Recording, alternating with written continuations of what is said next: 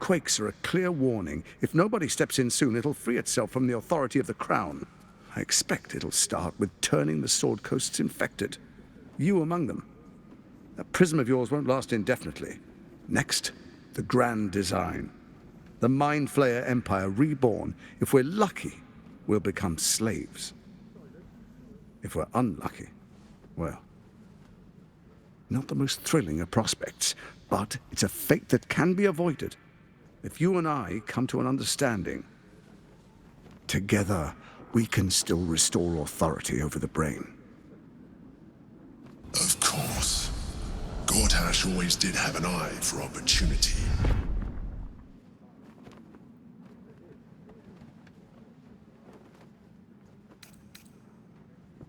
It's not, but it will not follow new orders unless the Netherstones are united to give the command. When it finishes executing its current orders, it will be free to do as it wishes. That will be bad for everyone. Once it is freed from its shackles, I doubt we'll ever be able to bring it under control again.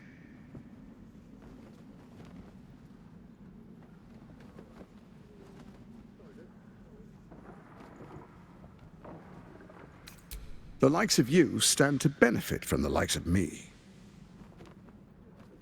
There's an old wisdom. A brittle alliance can never be mended. It can only break. With Ketheric gone, Orin proved treacherous. Baal's chosen wants the Netherstones for herself. She only cares for blood. And your blood and mine are of particular interest to her.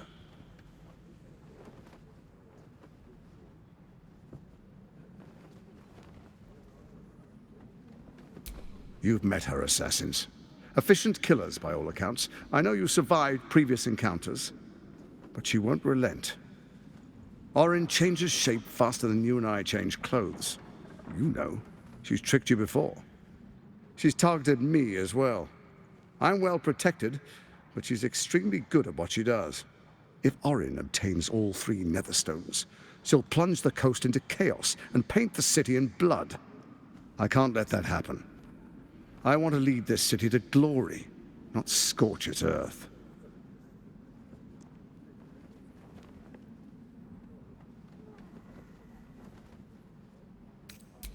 I'd like to propose a pact, a divine oath sworn upon spirit and flesh. I do no harm to you, nor you to me. Furthermore, you'll have nothing to fear from my steel watch while our pact stands. Thorm's stone is yours to keep. When you slay Orin and take her stone, you bring it here, so the 3 are united once again. Together we rule Faerun as kings. No, more than kings. Gods. We rule as the Absolute. And my father? Your father will do whatever you command him to, like any other subject in our kingdom. What do you say? Shall we be allies? I can detect no deceit. This alliance could serve us well. And if it does not, well, we need not honor it. Let's be allies, said the viper to the frog.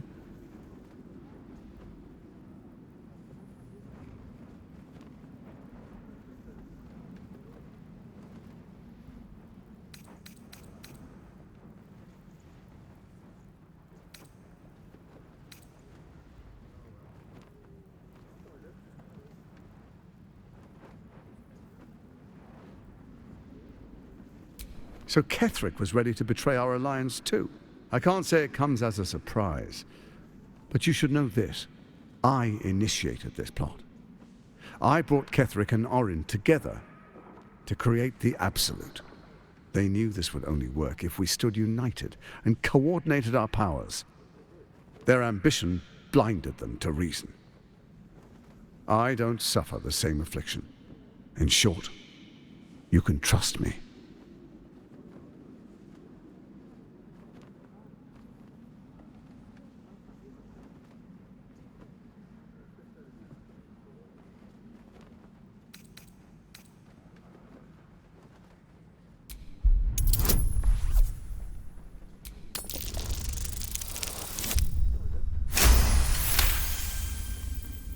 Gortash's eyes blink in a consistent rhythm. He stands calmly, confidently. He fully intends to share his kingdom with you.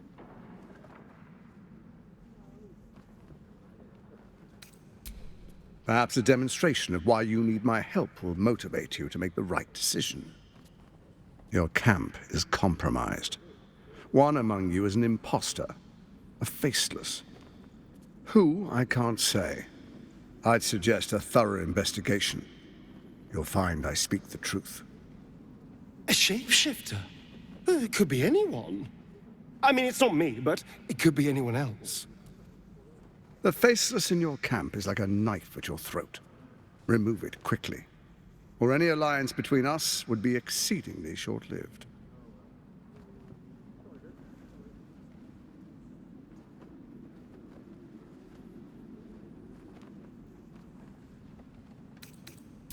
Orin is elusive, shall we say. The grip of the steel watch may be tight, but sand still slips through its fingers. And some conflicts are best resolved quietly. The people are cattle, obedient until panicked.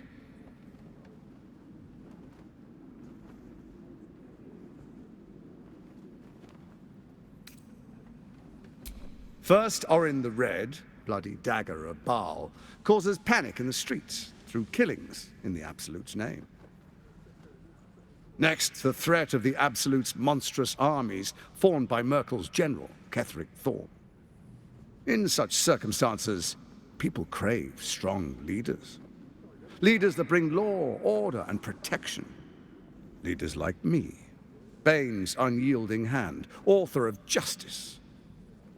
You are soon to witness the people of Baldur's Gate granting me complete power over them, all out of fear of the Absolute. Next, we will declare curfew and begin infecting the masses. Our subjects will hear the voice of their absolute God. The faithful will do anything in the name of their God.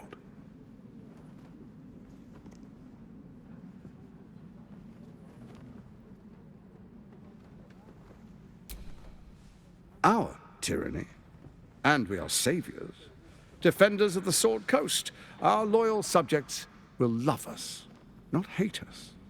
What comes next will be entirely their fault. Powerful connections. Let's leave it at that. Soon. First, come and be witness as I make history. The first Archduke of Baldur's Gate.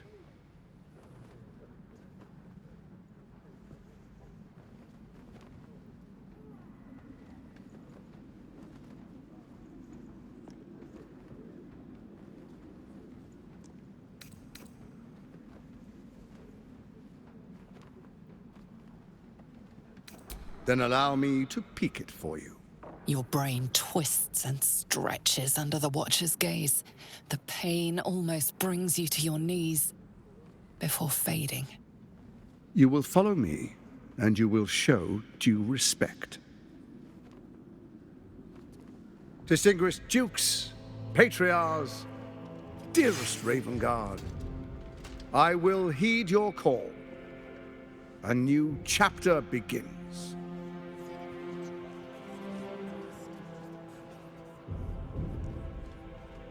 Enver Gortash, swearest thou by Balduran's blade to defend the citizens of Baldur's Gate from enemies within and without? I swear.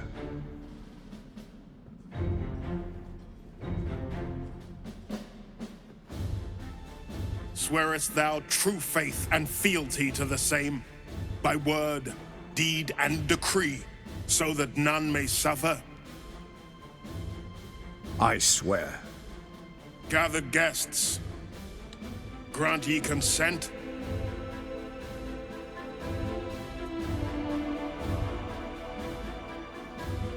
Enver Gortash, the Council appoints you Archduke of Baldur's Gate.